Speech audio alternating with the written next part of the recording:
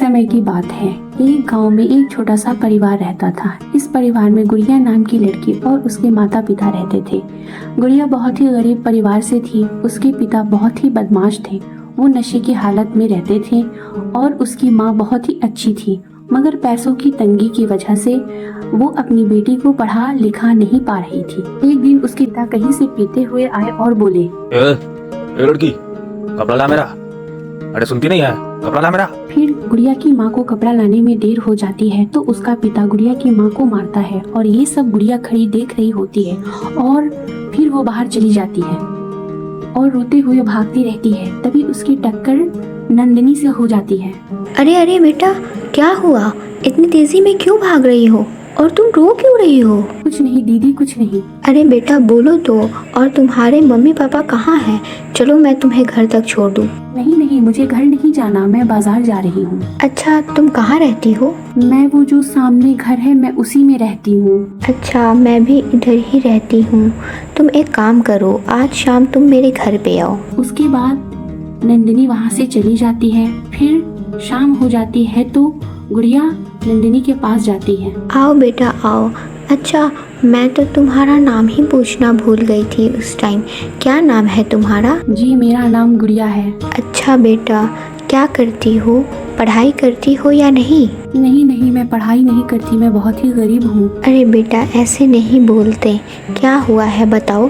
तुम्हारे mummy papa क्या करते हैं? मेरी मम्मी को काम नहीं मिल रहा है और वो मेरे पापा बहुत ही गंदे हैं। वो रोज शराब पी के आते हैं और मेरी मम्मी को मारते हैं। अच्छा बेटा, तुम परेशान नहीं हो, तुमको मैं पढ़ाऊंगी। तुम मेरे से पढ़ना और तुम अपनी मम्मी को कल मेरे पास लेके आना। ठीक है दीदी। फिर अगले दिन गुड़िया अपनी मम्मी को लेके आती है। आइए आइए, अंदर आइए। आपकी बेटी ने मुझे सब बताया। आप परेशान हो, मैं इसको पढ़ाऊंगी, ये मेरे से पढ़ेगी। नहीं नहीं, आप क्यों परेशान होंगी? और मेरे पास उतने पैसे भी नहीं हैं, मैं कहाँ से दे पाऊंगी? अरे आप पैसे का क्यों सोचती हो? कोई फ़ी नहीं लगेगी। आप बस अपनी बेटी को रोज़ मेरे पास भेज दीजिएगा किसी भी टाइम। ओके? शुक्रिया, आपका बहुत शुक्रिया। फिर वो दोनों वहाँ से चले जाते हैं। अगले दिन से गुड़िया रोज नेहा से पढ़ने आती है और फिर चली जाती है। एक दिन गुड़िया पढ़ रही थी मगर वो बहुत शांत थी। फिर नेहा ने पूछा, क्या हुआ है बेटा, तुम चुप क्यों हो? दीदी, माँ के लिए काम को लेके परेशान हूँ। माँ मेरे लिए रोज परेशान होती है और पापा को किसी का होश ही नहीं रहता। अभी मम्मी जहाँ काम कर रही थी उन्हें वहाँ से हटा दिया गया है। अब वो मेरी पढ़ाई और घर कैसे चलाएगी, इसलिए बहुत परेशान है। अच्छा, परेशान ना हो। मेरे एक जान पहचान वाले का होटल है, तुम्हारी मम्मी वहाँ काम कर सकती हैं।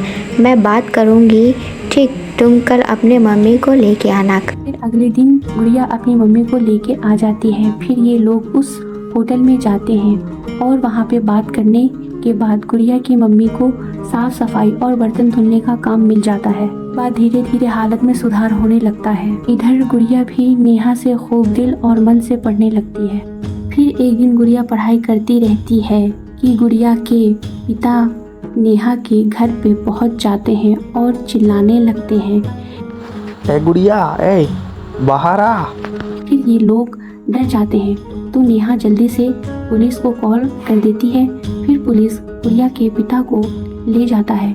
कुछ टाइम बाद जब गुड़िया के पिता आते हैं तो देखते हैं उनका घर पूरा ही बदल चुका है। अरे वाह गुड़िया, तुम तो काफी बड़ी हो गई और तुम्हारी मम्मी ने तो पूरा बदल ही दिया सब कुछ। हाँ पापा, अब आपकी शराब पीने की आदत भी खत्म हो गई ना? हाँ बेटा, इतने दिन जेल में रहने के बाद मेरा सब कुछ की आदत खत्म हो गई। मैं अब ठीक हो गया। उसके बाद गुड़िया की माँ से वो माफी मांगते हैं। उसके बाद सब मिल के रहने लगते हैं। ये देख नेहा बहुत खुश होती है और वो सोचती है कि ऊपर वाले इन लोगों को अब ऐसे ही खुश रखे और उसके पिता को अच्छी समझ दे। गुड़िया की शादी हो जाती है और अपने पति के साथ हंसी खुशी रहने लगती है। दोस्तों, हमें इस कहानी से यह सीख मिलती है कि हमें कभी भी हिम्मत नहीं हारनी चाहिए और हमेशा ऐसे लोगों के आगे बढ़ के मदद करनी चाहिए। हेलो गाइस, वीडियो पसंद आई हो तो वीडियो को लाइक, शेयर एंड सब्सक्राइब करें।